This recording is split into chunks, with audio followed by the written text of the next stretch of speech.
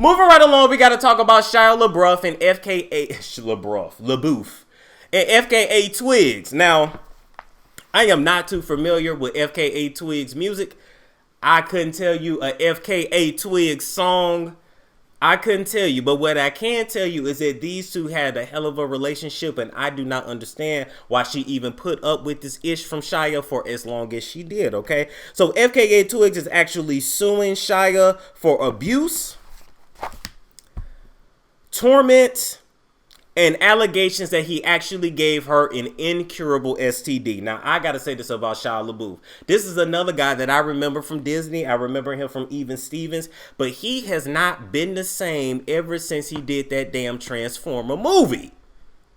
And so I have to ask yourself, what went on that movie set that changed this man? Because he went to that set functional and normal. By the time he got through with that first Transformers movie, it was like he was a completely different person. And so they said in order to get ready for his roles, he always told the women that he co-starred with that they had to sleep with him first. You know, he was a method actor, the Leonardo DiCaprio, type. Even though most of these actors are technically method actors because they sucking off so many producers and film directors to actually get the roles in the first place, they were hell. When they slutting themselves out on film, and they're no different than what they did in the casting couch, And no, the casting couch is not literally a casting couch. Sometimes it's a hotel room. Sometimes it's a hotel party. Sometimes you go into a director's house at 3 a.m. to read lines, and really you ain't reading none, but your face, you face down, ass up, getting fucked. Like, that's just really what it be.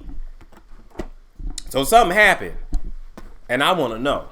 Now, with that being said, let's talk about it a little more, all right? Though FKA Twigs in the lawsuit gives 2 examples of abuse that Shia committed against her. Example number 1 is that one day, randomly, Shia LaBeouf actually grabbed FKA Twigs, slammed her against the car, and then started to choke her for no damn reason. That's example number 1.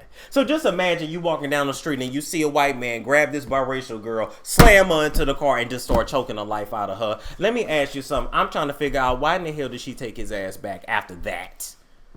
I'm not victim shaming. I'm just asking an honest question. And if she was in my face, I would ask her this same question. Because I feel like once you lay your hands on me once, we're good. If you live to tell about it, we good. There was no need to see if he was going to change because clearly he was out of his damn mind. Example number 2, she claims that randomly one day he pulled out a pistol in front of her and said that he had just come back from killing a bunch of random stray dogs, all because he wanted to know what it felt like to kill something.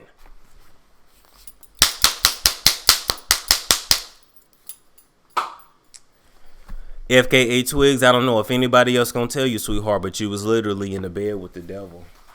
You was literally in bed with Esau. Ain't that how you say it? Esau? Lord. And you stayed with it. FKA Twigs, I got an honest question for you. Had this been a black man doing all this to you, had this been a Wesley Snipes, or Tyrese doing this to you, how long would you have stayed with that nigga? Because I want to know.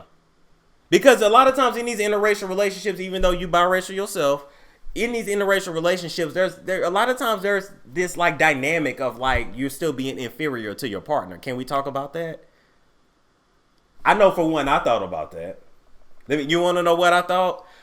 Y'all know I don't really like imagine myself getting married or stuff like that, but I just imagine if I did. And if that person was outside of our race, do you know what I said to myself? I said, Storm, you do realize that, right? That like literally, if you the only like actual black person in your house, you are the nigga of the home. And I was like, what? And he was like, yeah. And I was like, yeah. Like if something go down, I gotta call the police. Are they really gonna take my side? Like if we get into it, am I really gonna have a hand up in court? Like I'm gonna always be the nigga in my house and the nigga in this relationship. I ain't saying don't do it. I'm just saying, these are things to talk about. And on this show, we talk about the real. Okay, in addition to that, FKA Twigs is alleging that he is paranoid and he always slept with guns because he was always afraid that people was coming to kill him. It don't take a bright man, it don't take an Albert Einstein to figure out that Shia LaBeouf is probably a victim of MKUltra training, right? MKUltra mind control. Him being a Disney kid, you know, all them Disney kids are messed up, and they come out with drug habits. They come out being sexually confused. They come out pretty much with their soul gone. We done broke that down over there on Patreon. And so when he said that the people are coming to kill me, that sounds very familiar, don't it? Martin Lawrence said the same thing. Y'all remember when Martin Lawrence got so stressed out, he was stressed out. He was running down there in Texas heat in a full damn suit, talking about they coming to kill me. You know why? Who is they? It's the brown suits of the industry, the brown suits of these movie productions, these TV shows. It's the brown suits. The brown suits are directly connected to the mob, mafia, and street gangs. So when they are coming to kill you, no, it's not the literal brown suit, but they can pay somebody to come and off you. It's a very real thing. And they let you know that if you were to expose these secrets, you know, whatever happens to you, right? So he was paranoid, but the man was paranoid for a reason. Okay, moving right along. She says that he knowingly gave her an STD, which Shia LaBeouf later admitted to and said that he was covering his flare-ups with makeup.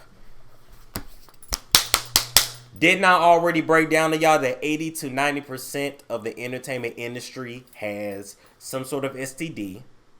The biggest one is genital herpes. That's the one that goes around the most. Pretty much all of them have it. All right. Think of your favorite star. They probably itching and burning. If they don't, it's laying dormant in their system.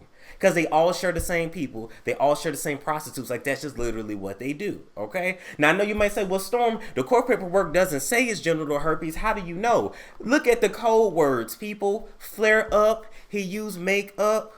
Flare up. He's talking about genital herpes.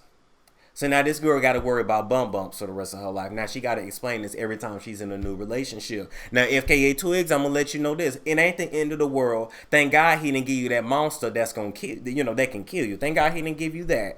You just got something that's annoying for the rest of your life. But this is what comes, unfortunately, when you dabbling in the industry. Even if you use condoms, you can still pass it on.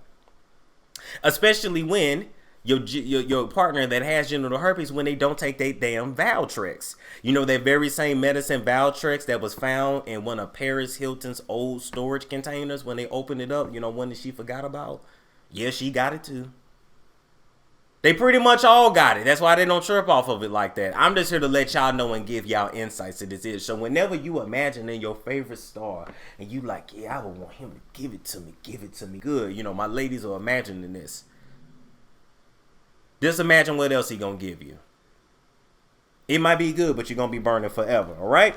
And so with that being said, Shia Lebeouf is saying that some of these allegations are real, some of these are actually false, but he says that he has abused himself over the years. He's suffering from PTSD, and not only has he hurt himself, he's probably hurt others as well. And so he's halfway admitting to this. No word on what the exact amount is that she is suing him for. FKA Twigs says it's not about the money, but she's suing him for money. But she said it's more about letting everyone know that Shia hurts women, and I agree. If you are a victim of a man, you should shout it from the mountaintops. And like Funky Dineva would say, I might as well get some profit from my pain. You got to deal with this disease for the rest of your life. You got to explain this every time you get with a man, even though 1 in 5 or 1 in 4 people have it anyway. So you're really in good company, to keep it real.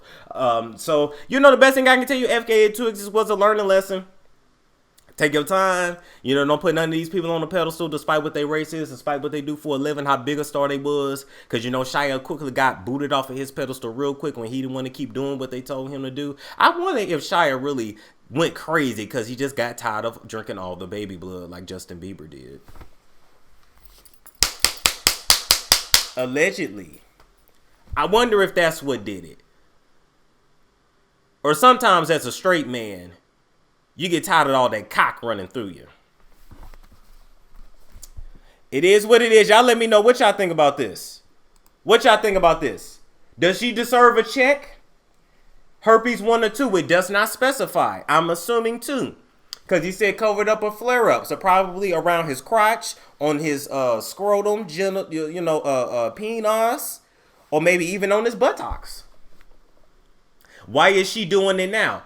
She ain't working like that. Now's the perfect time to actually get a check. It's a pandemic. Ain't nobody able to tour.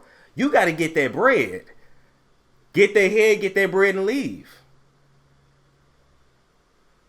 Shia didn't hurt Rihanna, though. Well, allegedly, she got it, too. So, anyway. He's effing nuts. Yes, he is. Yes, he is. All right. So, anyway, we're going to move right along from that story. We got to talk about...